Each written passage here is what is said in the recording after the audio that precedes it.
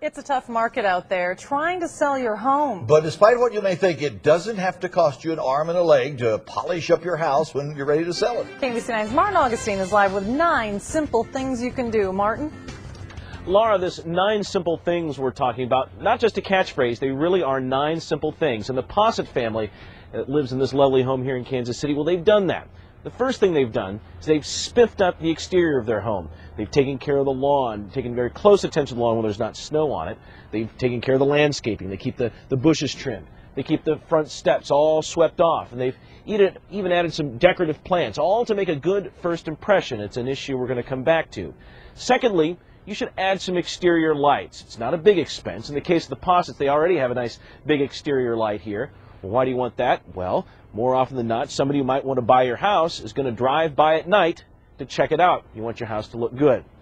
And then comes the paintbrush, another theme we're going to come back to. The Possets have touched up the paint around window frames and door frames, all to take care of the outside, and then they moved inside. So we brightened it up. Amy Posset's dining room used to be deep blue in color. Not anymore. Right down to the centerpiece, the colors now are beige. And in real estate, that is not boring. The majority of the people who are buying are not looking for bright, happy colors. Real estate agent Emily Elward Vogt says a coat of neutral paint is an easy way to streamline your home to sell. So the next of our 9 things, bright colors usually distract rather than entice buyers. So buying a can of beige paint is going to all of a sudden widen the net of people that will go into this house and say, wow, this dining room is really sharp. The Possets also repainted their bedroom in a neutral tone, and at first Amy was a little worried about the colors. But What did you think when you saw it? I wish we'd done it 5 years ago.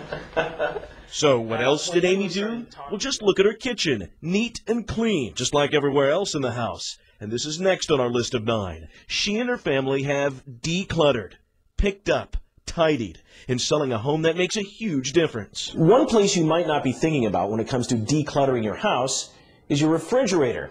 It's usually where pictures and magnets and the kids' artwork gets hung up. It's no different here at the Possets, but as you can see, they've cleaned everything off except for 2 of their children's favorite magnets. I think it was harder on the kids. They like to see their stuff up there. While decluttering sounds easy, it isn't for most people, requiring a change in our busy lifestyle. It takes a couple of Saturdays and a couple of Sundays and some determination to really get your house to the point where everybody in the world's going to walk in and have big eyes and say, wow, this looks great. But cleaning up isn't just for a home's inside, and here's one more from our list. Pay attention to your front door. Make sure it's spotless with a fresh coat of paint and a shiny new handle. Why? It's all about that old rule of making a good first impression. And if you really want people to stop and take a look, then you have to eliminate as many reasons as possible for them to pass you by.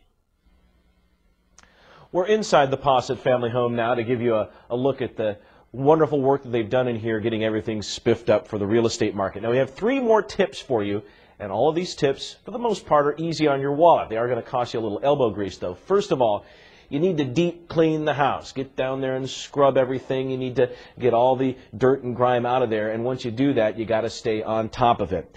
Next, straighten up the basement. Throw away what you don't need, reorganize what's left. Create a sense of space down there. You certainly don't want somebody to not buy your house because they think your basement is creepy. And finally, here's the one thing that will cost you a little bit of money, buying a pre-home inspection. It's $200 to $300. And while there is some expense there, it's a great investment in the long run because it's going to uncover every issue that you have with your house. And that way, there aren't any nasty surprises down the road.